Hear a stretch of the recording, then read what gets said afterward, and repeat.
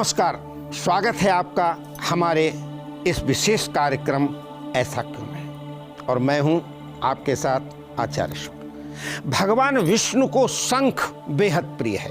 मान्यता है कि जिस स्थान या घर में शंख की ध्वनि होती है उस स्थान पर भगवान विष्णु के साथ माता लक्ष्मी का भी वास होता है।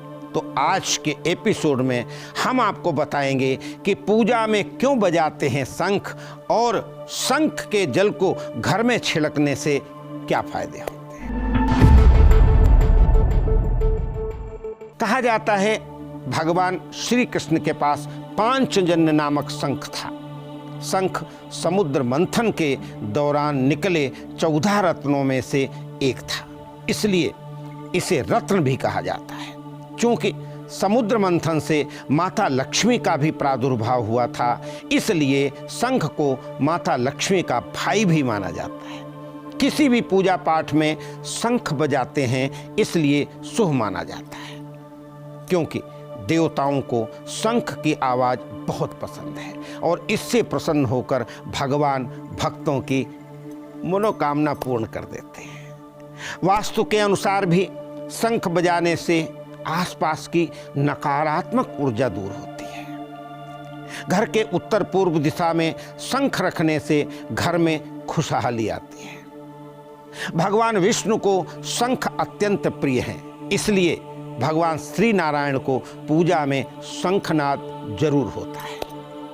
लेकिन आपको बता दें कि भगवान शिव की पूजा में शंख का जल सर्वथा वर्जित है।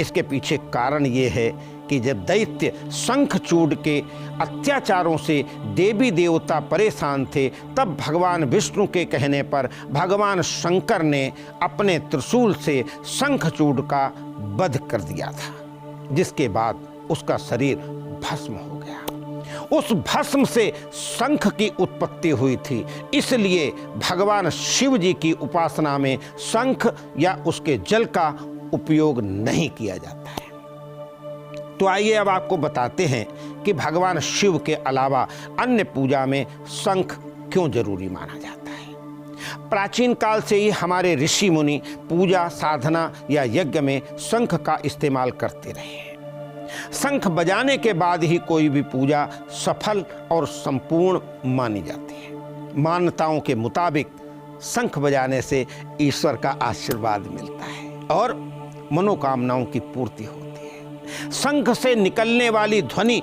सभी बाधाओं, दोष, ताप, संताप को दूर कर देती है। पूजा घर में दक्षिणावर्त शंख रखना और बजाना अत्यंत शुभ माना गया है। सुबह शाम शंख बजाने से घर में नकारात्मक ऊर्जा नहीं आती है, समाप्त हो जाती है।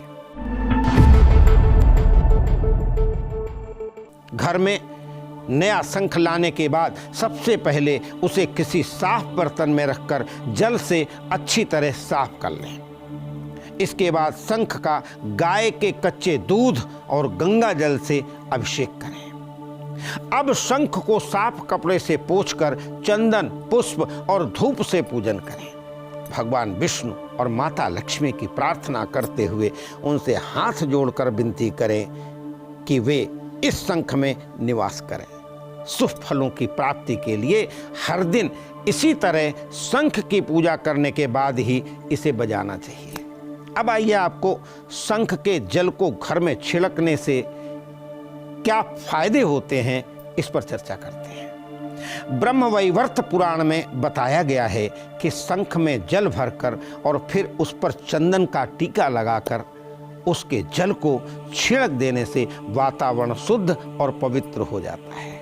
इसलिए शंख में जल भरकर हमेशा पूजा स्थल पर रखना चाहिए। इसके छिड़काव से घर में सकारात्मक ऊर्जा का प्रवाह बन जाता है। भगवान विष्णु का आयुध होने के कारण यह अत्यंत मंगलकारी है। ऐसे ही बहुत से रहस्यों से पर्दा उठेगा और बहुत से सवालों के जवाब दिए जाएंगे इस विशेष कार्यक्रम ऐसा क्यों है। तब तक जुड़े रहे हमारे साथ।